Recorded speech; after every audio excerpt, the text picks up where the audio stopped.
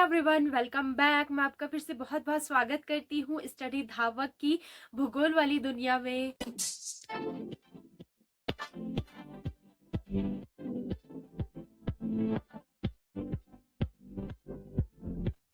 तो आइए हम लोग आज सीखने वाले हैं कि पृथ्वी की उत्पत्ति कैसे हुई। अब तक हम लोगों ने सीखा था कि चंद्रमा की उत्पत्ति कैसे हुई है, वो तो आप लोग समझ गए होंगे। अगर नहीं समझे तो पहले वो वीडियोस देखिए ना, तभी तो आगे का समझ आएगा। आज हम लोग सीखने वाले हैं कि हमारी पृथ्वी का निर्माण कैसे हुआ, उत्पत्ति कैसे हुई। अच्छा, निर्माण कैसे हुआ ये तो आप लोग सीख चुके हैं। हमने सिखाया था आपको कि ग्रहों का निर्माण कैसे हुआ, और पृथ्वी भी एक ऑब्वियस सी बात है, ग्रह है, एक प्लैनेट है। तो जिस तरह अन्य ग्रहों का निर्माण हुआ उसी तरह हमारी पृथ्वी का भी निर्माण हुआ। बट यहाँ पर मैं आपको समझाने वाली हूँ कि पृथ्वी में जो आज ये वर्तमान में एक खूबसूरत सा ग्रह बना है, एक ब्लू प्लैनेट बना है, वो कैसे बना, इसका जो वायुमंडल है उसका निर्माण कैसे हुआ, कैसे यहाँ जीवन की शुरुआत हुई, कुछ ये हम लोग आज सीखेंगे। जीवन की शुरुआत हम लोग थोड़ा आगे और वीडियोस में देखेंगे, लेकिन फिलहाल हमारी जो खूबसूरत सी पृथ्वी बनी है वो कैसे बनी, चलिए वो देखते हैं।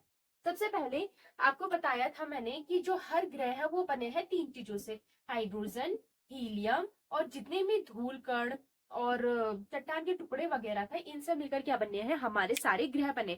उसमें से हमारी एक है पृथ्वी। पर क्या पृथ्वी हमेशा से एक ब्लू प्लैनेट थी, एक खूबसूरत सी जगह थी जहां पर लोग रह सकते थे?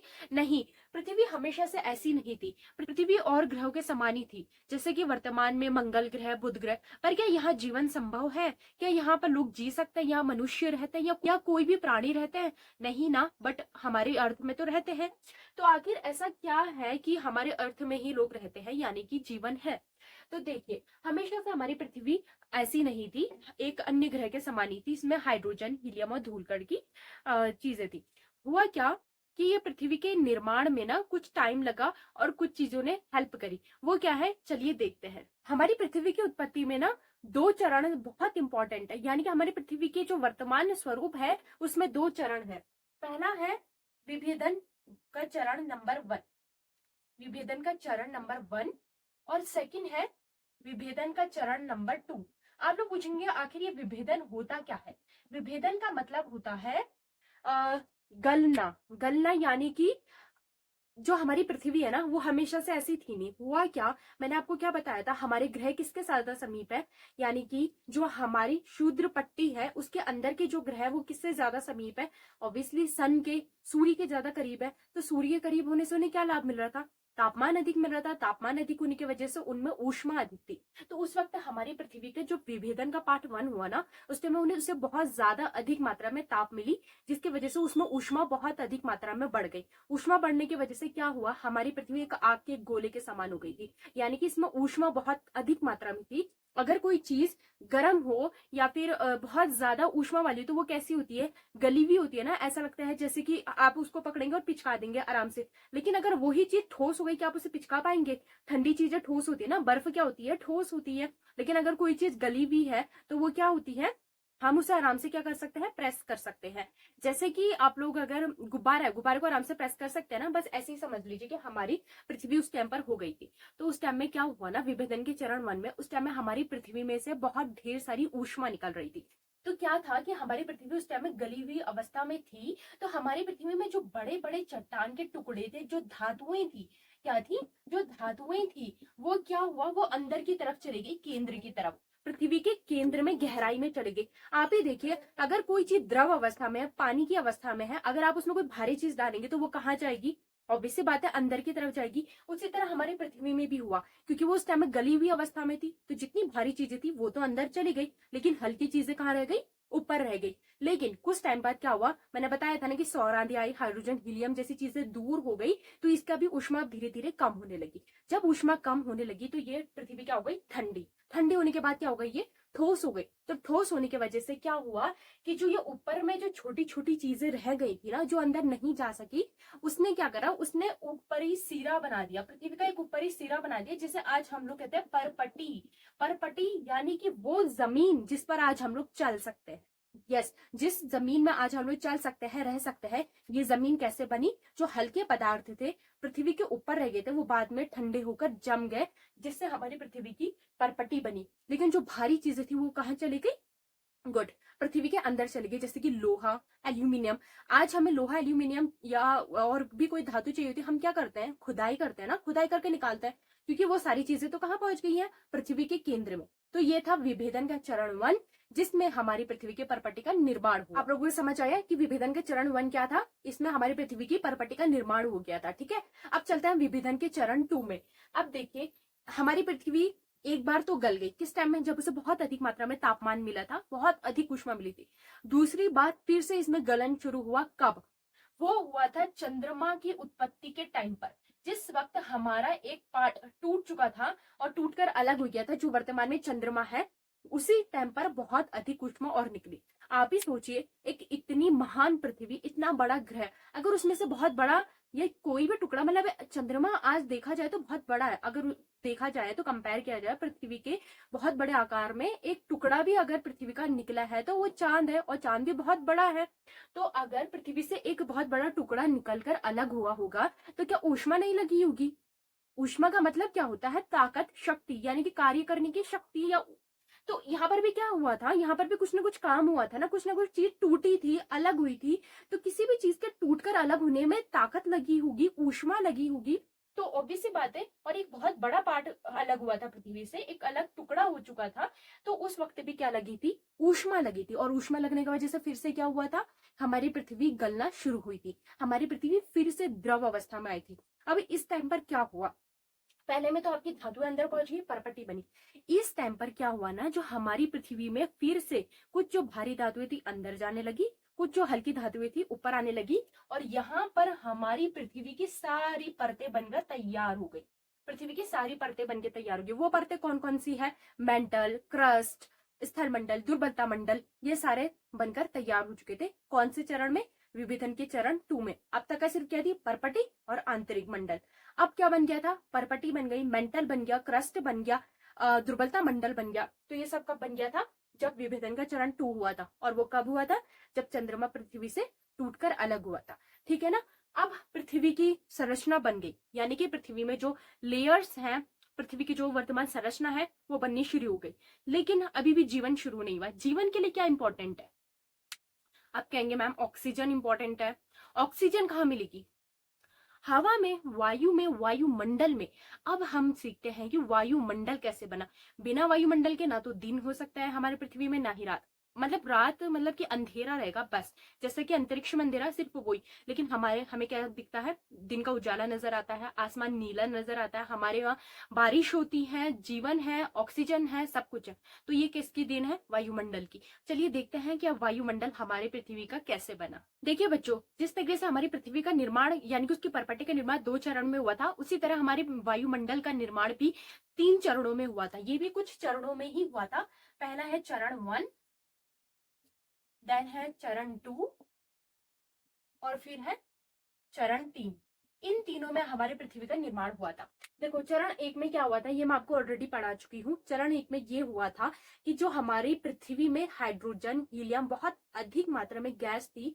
उस टाइम में हमारी पृथ्वी क्या थी, गैस का गुब्बारा थी। हाइड्रोजन, हीलियम के अलावा और अधिक चीजें नहीं थी, धातुएं थी, लेकिन उससे भी ज्यादा हाइड्रोजन, हीलियम थी, इसलिए हम उसे गैस का गोला कहते थे। लेकिन क्या हुआ, सौर आंधी चली, सूर्य से जो चलने वाली तेज हवाएं थी, उन्होंने क्या करा था, हमारे जो ग्रह हैं उनमें से क्या हटा दिए थे, हाइड्रोजन, हीलियम। और कौन से ग्रहों में से हटाए थे, पार्थिव ग्रहों में से। पार्थिव ग्रह किसे कहते हैं, गुड। पार्थिव ग्रह वो ग्रह होते हैं जो क्षुद्र पट्टी के अंदर होते हैं। हमारे 2 टाइप्स के प्लैनेट्स होते हैं। अगर आप लोगों को नहीं पता है तो ये जाकर सबसे पहले ये वाली वीडियो देख लीजिए, तभी तो आपको पता चलेगा कि ये ग्रह है क्या और ब्रह्मांड क्या है। अब वो वीडियो देख लीजिएगा, तो उसमें हम लोगों ने बताया था कि कैसे सौर आंधी चली और उसने क्या करा था, इन पार्थिव ग्रहों में से हाइड्रोजन, हीलियम को निकाल दिया था। अब ऐसा नहीं है कि पूरा ही अलग कर दिया, कुछ मात्रा में, मतलब कुछ मतलब बहुत, ये समझ लीजिए बहुत ज्यादा मात्रा में हाइड्रोजन, हीलियम थी, तभी तो हमने से गैस का गुब्बारा कहा। तो ये समझ लीजिए बहुत बड़ा, यानी कि 70% आप मान के चलिए कि सौर आंधी ने हटा दिया था। अब 30% रहेगी जो आज भी हमारे पास है। ऑब्वियसली पता है हाइड्रोजन, हीलियम अब भी है और ये इंपॉर्टेंट भी है हमारे लिए। तो देखिए, जब ये हटा दी गई थी तो उस टाइम में क्या हुआ था, चरण 1 कंप्लीट हो गया था। चरण 1 कंप्लीट हो गया था। अगर हमारी पृथ्वी से वो गैसेस नहीं हटती ना, तो वायुमंडल बनना मुश्किल था, क्योंकि यही गैसेस सबसे ज्यादा रहती और गैसें कहाँ आ पाती, है ना। तो पहले चरण में क्या हुआ था, गैसों को हटा दिया गया। अब चलते हैं चरण 2 में। चरण 2 भी हमारे विभेदन से ही रिलेटेड है। जिस वक्त क्या हुआ, हमारी पृथ्वी में विभेदन शुरू हुआ, हमारी पृथ्वी गलनी शुरू हुई, तो मैंने क्या बताया था, गलने की वजह से क्या हुआ था, हमारी पृथ्वी द्रव अवस्था में आ गई थी। अब आप बताइए, अगर आप किसी चीज को गर्म करते हैं, किसी चीज को उबालते हैं, पानी को उबालते हैं, तो उसमें से क्या निकलती है, भाप निकलती है, जलवाष्प निकलता है। क्या निकलता है, जलवाष्प। तो उस टाइम हमारी पृथ्वी का तापमान बहुत अधिक था और हमारी पृथ्वी कैसी अवस्था में थी, एक द्रव अवस्था में थी और ऊष्मा निकल रही थी। तो इसमें से भी क्या निकली, ऊष्मा निकलने लगी, जलवाष्प निकलने लगी। क्या निकलने लगी, ऊष्मा और जलवाष्प, ऊष्मा और जलवाष्प, ऊष्मा और जलवाष्प अधिक मात्रा में निकलने लगी। और इस ऊष्मा और जलवाष्प के साथ साथ कुछ अन्य गैसें भी हैं जो पृथ्वी के अंदर से निकलने लगी, क्योंकि पृथ्वी के अंदर हाइड्रोजन, हीलियम तो था, नाइट्रोजन, CH4, ये गैसेस भी थी, लेकिन ये हाइड्रोजन हीलियम के मुकाबले बहुत कम थी। लेकिन जब सौर आंधी ने उन्हें हटा दिया तो इनकी भी कुछ मात्रा उसके बराबर आ गई, हाइड्रोजन हीलियम की। तो उस टाइम पर जैसे जलवाष्प निकला, उसके साथ साथ और गैसेस भी निकली, जैसे कि निकली हाइड्रोजन, ऑब्वियसली बात है ये तो इसका बना ही था, हीलियम, CH4, मीथेन, और साथ ही क्या निकली, ये नाइट्रोजन, नाइट्रोजन के ऑक्साइड, ये गैसेस भी निकली। अब इन गैसों ने क्या करा ना, इन गैसों ने और जलवाष्प ने मिलकर बना दिया हमारा वायुमंडल। इन्होंने क्या करा, हमारे वायुमंडल और वायुमंडल की परतें बना दी। जो हम परतें पढ़ते हैं ना, वो मैं आपको आगे वाली क्लासेस में बताऊंगी। लेकिन अभी फिलहाल आप लोग ये जान लीजिए कि इस जलवाष्प ने क्या करा, हमारे वायुमंडल का निर्माण करा। गुड। सेकेंड चरण में क्या हुआ था, विभेदन। विभेदन ने क्या करा, जलवाष्प निकाले, जलवाष्प के साथ साथ हाइड्रोजन, हीलियम, CH4 और नाइट्रोजन गैसेस निकाली गई, जिससे हमारा एक वायुमंडल का निर्माण हो गया। चरण 2 भी कंप्लीट हो गया, लेकिन अभी भी वायुमंडल बन गया, सब कुछ हो गया, मेन चीज अभी भी नहीं आई है। वो क्या है, चलो देखते हैं। चरण 3 में क्या हुआ, जब हमारा वायुमंडल बन गया ना, तो हमारे जो पृथ्वी है ना, पृथ्वी में उस टाइम में बहुत ढेर सारे वॉल्केनोज थे। वॉल्केनो आज भी है, मतलब पृथ्वी की परपटी बनी, मैंने आपको बताया नहीं बताया, तो अगर परपटी बनी है तो उसमें कुछ ना कुछ पहाड़ जैसी चीजें, उबड़ खाबड़ इलाका तो होगा, क्योंकि पृथ्वी बिल्कुल प्लेन तो है नहीं, कहीं उबड़ खाबड़ है, कहीं पहाड़ है, कहीं कुछ है, पठार है। उस टाइम में ना यहाँ पे वॉल्केनोज बहुत थे। क्या थे, वॉल्केनोज। तो क्या हुआ, इन वॉल्केनो, इन ज्वालामुखियों में विस्फोट शुरू हो गया। इसमें से ढेर सारे क्या हुआ था, विस्फोट हुआ। और विस्फोट में क्या निकला ना, विस्फोट में अंदर की जो धूल थी, ऑब्वियस बात है, जो ज्वालामुखी उसके अंदर क्या है, मैग्मा है, लावा है, धूल है, बड़े बड़े चट्टान के टुकड़े हैं, गैसेस है। तो इसमें से भी फिर से गैसेस निकलने लगी, और क्या निकलने लगे, धूल के कण, धूल कण निकले, और प्लस क्या निकलने लगी, गैसेस, गैसेस में कार्बन डाइऑक्साइड, क्या निकलने लगी, कार्बन डाइऑक्साइड निकलने लगी। इस कार्बन डाइऑक्साइड ने क्या करा, और धूल कणों ने क्या करा ना, धूल कण पता है क्या होता है, संघनन के केंद्रक होते हैं। केंद्रक मतलब एक बेस लाइन समझ लीजिए, बेस समझ लीजिए धूल कणों को। तो हमारा वायुमंडल तो तैयार हो चुका था। जिस वक्त हमारे वायुमंडल तैयार हो गया था, तो उसके बाद जो ये धूल कण थे ना, इन्होंने अपना क्या दिया, एक बेस दिया। बेस किसको दिया, बादल बनने के लिए। संघनन शुरू हुआ, संघनन का मतलब होता है बादलों के निर्माण शुरू हुआ। जो चीज द्रव बन के जलवाष्प ऊपर गई ना, ऊपर का तापमान वायुमंडल बन चुका था, तो तापमान लो हो गया था। लो होने के साथ साथ हमें क्या मिल गए थे, धूल कण। और धूल कण के ऊपर क्या हुआ, वो जो लो टेम्परेचर था वो बैठने लगा। बैठते बैठते वो उन धूल कणों के साथ मिलकर क्या बन गया, एक बादल बन गया। क्या बन गया, बादल। बादलों का निर्माण शुरू हो गया। अब इन बादलों के साथ क्या मिल गई, कार्बन डाइऑक्साइड, CO2। बादल बन गए, कैसे बने, क्योंकि धूल कण आ गए थे, उन्होंने एक बेस लाइन दे दी, वायुमंडल ऑलरेडी रेडी हो चुका था। जो जलवाष्प ऊपर जा रही थी वो ठंडी हुई, संघनित हुई, और बादल बने। अब इस बादल के साथ क्या मिल गया, कौन सी gas, carbon dioxide. Carbon dioxide मिलने के साथ साथ ही जो बादल है ना, तापमान गिर गया, तापमान गिर गया। तापमान गिरने के साथ घनघोर वर्षा हो गई। क्या हो गई, घनघोर वर्षा। कार्बन डाइऑक्साइड इसके साथ मिली, बादलों के साथ, और क्या हुई, हमारी घनघोर वर्षा हुई। इस वर्षा से ना इतनी अधिक मात्रा में वर्षा हुई, इतनी अधिक मात्रा में वर्षा हुई कि वर्तमान के जो महासागर है ना, इसी से मिलकर बने। उस टाइम में जो पहली बारिश हुई, या जो उस टाइम में भयंकर बारिश हुई होगी, उसी से क्या बने हैं हमारे आज के वर्तमान महासागर। आप ही सोचो, महासागर कितने बड़े, कितने गहरे हैं। आज हमारे पास सबसे ज्यादा क्या, वाटर है, 71% हमारे पास वाटर है, और जबकि हमारे पास 29% जमीन का हिस्सा है। तो सोचो 71% भाग को भरने के लिए कितनी ज्यादा बारिश हुई होगी, आप सोच सकते हैं। तो ये इस आधार पर, तो ये इस तरीके से क्या हुआ था, हमारे वायुमंडल का निर्माण हो चुका था। आप कहेंगे मैम सब तो हो गया, लेकिन अभी भी जीवन कहाँ आया, ऑक्सीजन कहाँ आई। हाँ, अभी भी ऑक्सीजन नहीं आई है। ऑक्सीजन जो है ना, हमारे वायुमंडल की देन नहीं है, या फिर ऑक्सीजन जीवन की देन नहीं है। यानी कि ऑक्सीजन ने हमें जीवन नहीं दिया, जीवन ने ऑक्सीजन दिया। मतलब कि ये पहले जीव पैदा हुए फिर जाकर ऑक्सीजन हुई। आप कहेंगे ये कैसा मजाक है, ऑक्सीजन के बिना इंसान ही नहीं जी सकता, तो पहले जीव कहां से आ जाएंगे? जी हाँ, पहले जीव हुए थे। हम इंसान या बड़े बड़े जानवरों की बात नहीं कर रही हूँ, मैं कर रही हूँ छोटे छोटे सूक्ष्म जीवों की, जो मिलते थे हमारे समुद्र में। समुद्र बन गए थे, समुद्र के अंदर कुछ जीव पैदा हुए, जिन्हें उन जीवों ने क्या करा, ऑक्सीजन दी हमारे वायुमंडल को। यस, उन्हीं जीवों ने वायुमंडल को ऑक्सीजन दी, और उसी ऑक्सीजन से फिर जीवन की शुरुआत हुई। तो अगर आपसे सवाल पूछा जाए कि ऑक्सीजन जीवन का कारण है या फिर जीवन है ऑक्सीजन का कारण, तो क्या बताएंगे? हमारा जीवन ऑक्सीजन बनने का कारण है, न कि ऑक्सीजन हमारे जीवन के बनने का कारण है। ठीक है ना? ऑक्सीजन जीवन से ऑक्सीजन बनी है, ऑक्सीजन से जीवन नहीं बना है। तो अब ये हम आगे की क्लास में पढ़ेंगे। अब आप लोग इतना समझ चुके होंगे कि कैसे हमारे महासागर बने। हम और अच्छे से पढ़ेंगे कि जो हमारे महाद्वीप है, पर्पटी में और महासागर है, वो कैसे बने, ये हम लोग नेक्स्ट क्लास में देखेंगे।